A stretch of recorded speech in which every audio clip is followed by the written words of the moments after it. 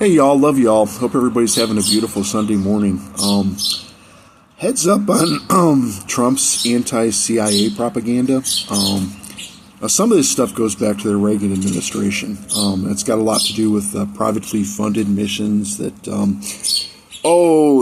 President-elect Trump was apparently involved with. Basically, that's, when the CIA says no, Reagan says, I'm going to do it anyways. So he looked for private investors to support that. And like I said, with that, it went down concurrently with Ted Kennedy's assault rifles ban. And basically, it was the original Fast and Furious op, if you know about that. Like seizing firearms down in New Mexico and selling them to the dope cartels. That's, like I said, that's what got Eric Holder thrown under the bus. That was a bad idea. But, like I said, the original precedent was Ted Kennedy's assault rifles banned and these illegal, privately funded missions into Afghanistan. I'm going to make sure I have to disconnect the microphone to make sure that this is getting recorded.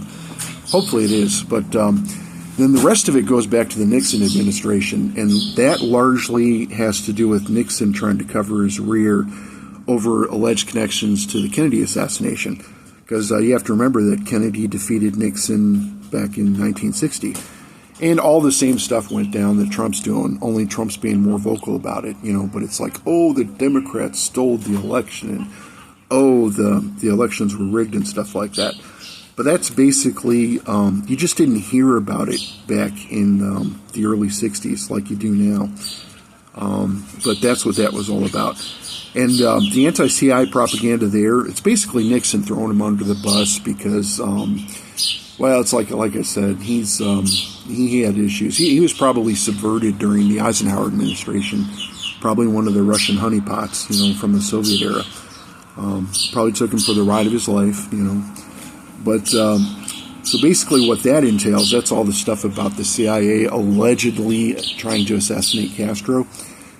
And like I said, with that, you have to remember that when Castro overthrew the government of Cuba, he seized all of the foreign assets. That includes property and financial assets belonging to the Cosa Nostra. Because they invested in casinos and hotels and stuff like that down there. That and you got like real corporate CEOs and people who lost money too. So that's where that stuff's coming from. But for the most part, like I said, that stuff... Basically, how this works internationally is because the Cosa Nostra factions are a domestic, threat in America. Basically, they were extorting the U.S. federal government into protecting Castro from the mob. That's pretty much a no-brainer if you know anything about law enforcement. But that's where that stuff's coming from. And, it really upsets me, too, because I'll hear people who I respect they'll claim, publicly that they're anti-Trump and stuff like that, and then they'll fall back on supporting all of this anti-CIA propaganda. And like I said, most of that was a defensive move on the part of like Nixon. And, Trump's pretty much on the ropes in a lot of ways. So he's pulling out all those strings, too, to cover up his involvement in this stuff.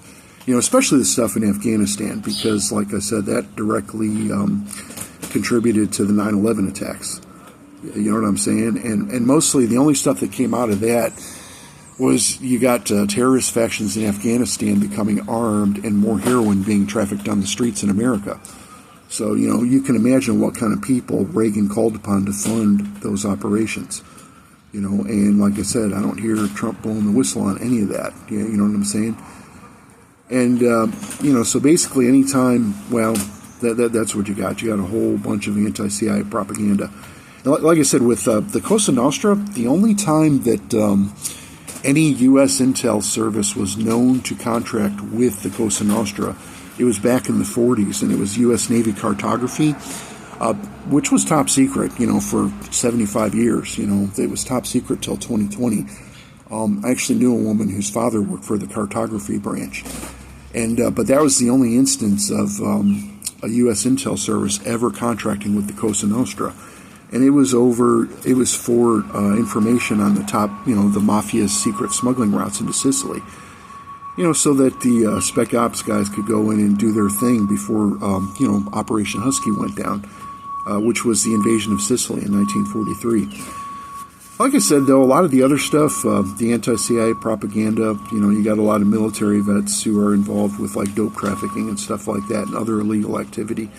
Because generally, I know during the Vietnam era, unemployment was rampant in America. And organized crime and other, organized crime, bikers are organized crime too. But they would actively solicit military vets to be their enforcers and smugglers and stuff like that. So that's something else that went down too. That happened all over the Rust Belt. So that's where a lot of that stuff starts. But heads up on the anti-CIA propaganda, because like I said, with the way President-elect Trump's got it played, you can't support that without supporting him.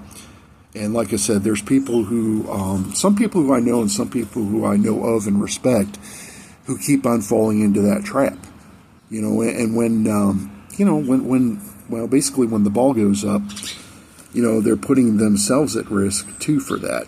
So it's something you got to watch out for. And there's all kinds of other stuff too. But basically, like I said, with Trump, he's fallen back on a lot of the older stuff, but mostly in his regard. Well, then you had the Disney piracy and rock and roll piracy. See, back in the day, the people would do pirated vinyls, but mostly the people who didn't get caught were engaged in pirating merchandise. Fake mouse ears and stuff like that, and rock and roll shirts and things like that with unlicensed logos on them belonging to different musical acts. I mean, that's the kind of stuff he was involved in back then. And, like I said, it's beyond the statute of limitations, but, he still tries to cover it up. So heads up on that stuff, too.